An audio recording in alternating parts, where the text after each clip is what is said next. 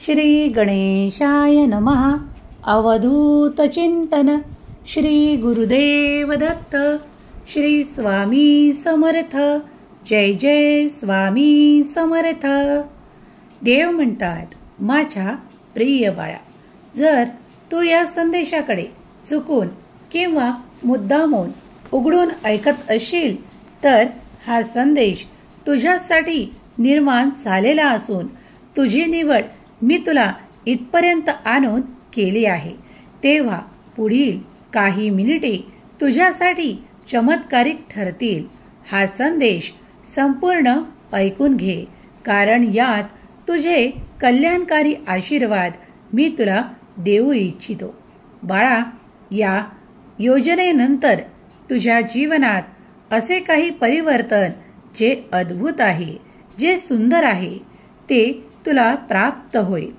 तुझ्या जीवनातील कठीण काळ संपला आहे असे मानून या संदेशाला संपूर्ण ऐक, कारण तुझ्या आयुष्यात येणारे परिवर्तन जे मी सुखद करणार आहे त्यासाठी तुझी निवड झाली आहे.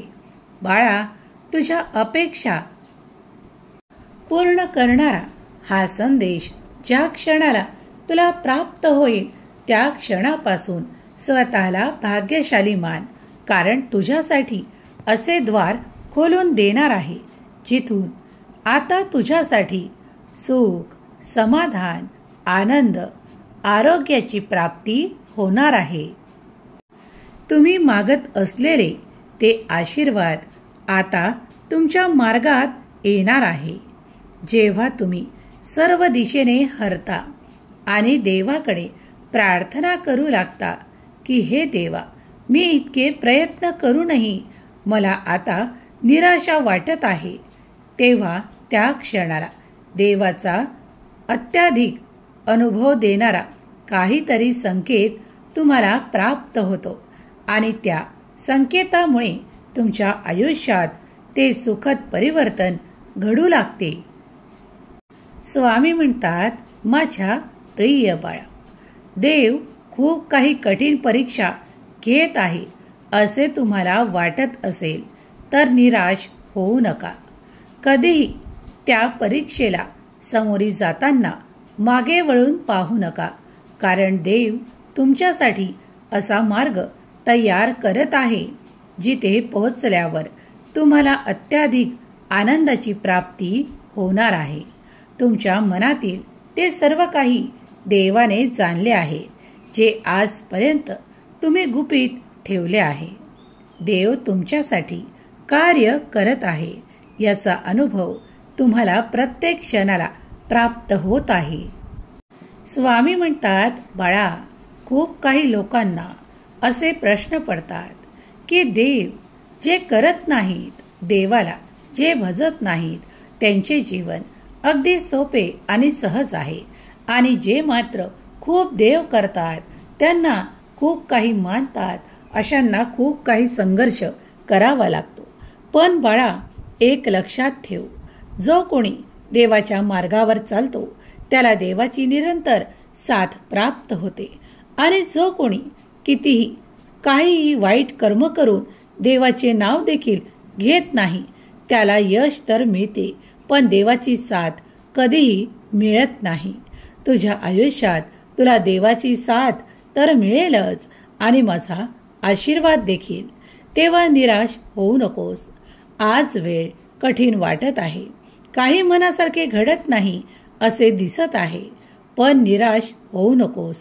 पुढील काळ हा तुझाच असेल. बाळा, माझे कर्म तुझ्यासाठी सुरू आहेत, त्याचप्रमाणे तू तुझ्या कर्मात अधिक मन रमवावे अशी मी तुला आज्ञा करतो, कारण तुझ्या कर्मातून तू जेव्हा पुढे जाशील तेव्हा देवाचे अनेक आशीर्वाद तुझ्या मार्गात येताना तुला दिसू लागतील. कधीही शून्यातून जे काही निर्माण होत असते ते अधिक अलौकिक दिव्य असते. बाळा, तसेच काही तुझ्यासोबत देखील घडणार आहे. विश्वासाने हा संदेश ऐकायला घेतला आहे तर शेवटपर्यंत ऐकून घे. स्वामी म्हणतात, माझ्या प्रिय बाळा, जर तुला असं आज वाटत आहे की तुझ्या रस्त्यात खूप काही खाच, खळगे, त्रास, काटे तुला वाटत असतील, काही बोचतही असतील, काही अडथळे तुझ्या कार्यात येतही असतील, पण निराश होऊ नकोस. पुढील काळ हे तुझ्यासाठी सुख, समाधान, आनंद देणारे आहे.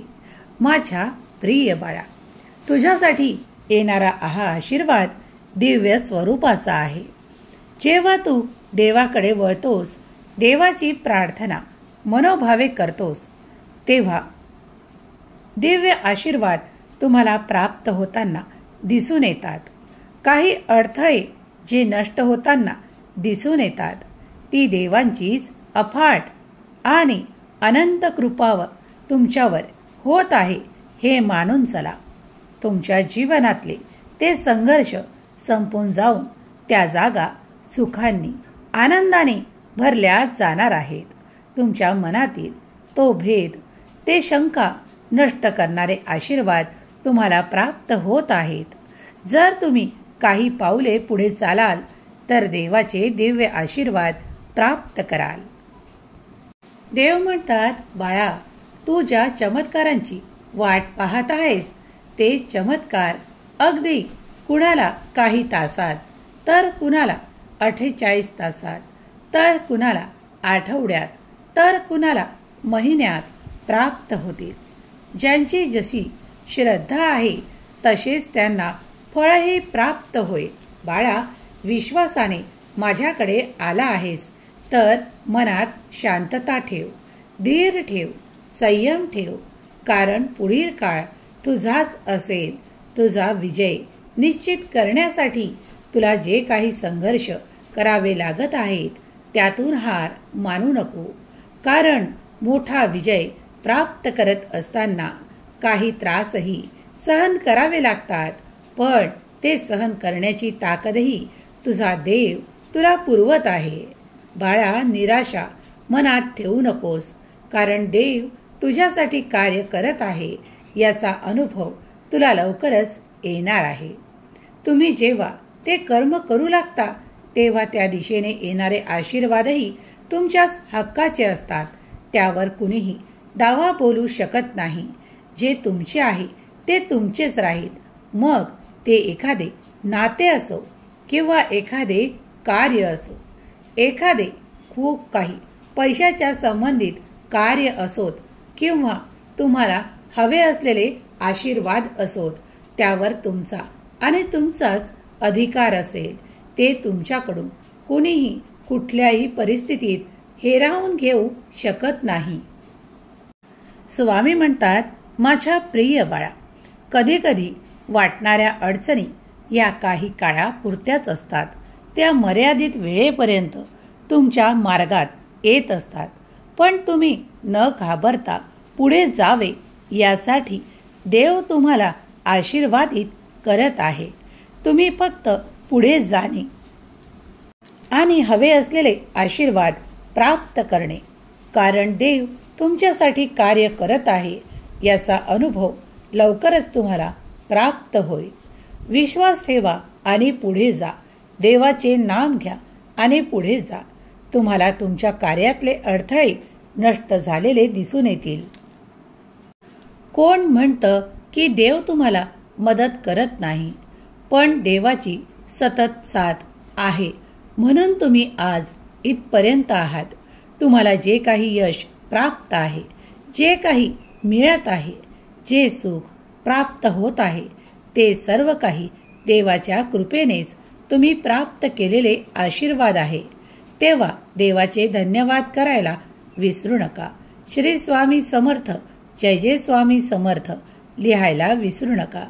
आज तुम्ही जे काही आनंद प्राप्त करत आहात ती देवांचीच कृपा तुमच्यावर आणि तुमच्या सहकुटुंबावर आहे.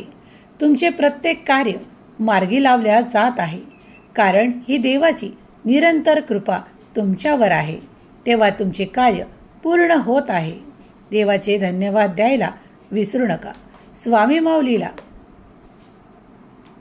तुम्हाला अनुभवायचे असेल तर स्वामी माऊलीवर संपूर्ण विश्वास ठेवणेही तितकेच आवश्यक आहे. माझा देव महान असे कमेंटमध्ये लिहायला विसरू नका. स्वामी माऊलीचा जयघोष श्री स्वामी समर्थ या मंत्राने करा. हा मंत्र अत्यंत पवित्र आहे. या मंत्राचा तुम्ही जितके वेळा जाप कराल तितकेच तुमच्या जीवनात सुख, समाधान, आनंद, प्रगती, उत्साह आणि खूप काही धन आकर्षित कराल. हा मंत्र अत्यंत जागृत आहे.